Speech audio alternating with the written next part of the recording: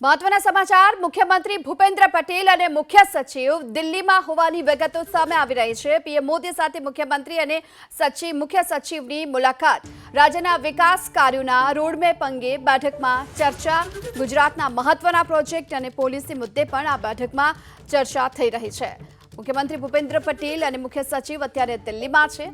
પ્રધાનમંત્રી નરેન્દ્ર મોદી સાથે મુખ્યમંત્રી અને મુખ્ય સચિવની મુલાકાતના જે અત્યારે દ્રશ્યો સામે આવી રહ્યા છે, જે તસવીરો સામે આવી રહી છે, હવે રાજ્યના વિકાસ કાર્યોના રોડમેપ અંગે આ બેઠકમાં મહત્વની ચર્ચા વિચારણા કરવામાં આવી છે। આ સાથોસાથ ગુજરાતના મહત્વના પ્રોજેક્ટ્સ અંગે અને પોલિસી મુદ્દે પણ મુખ્યમંત્રીએ પ્રધાનમંત્રી નરેન્દ્ર મોદી સાથે ચર્ચા વિચારણા કરી છે।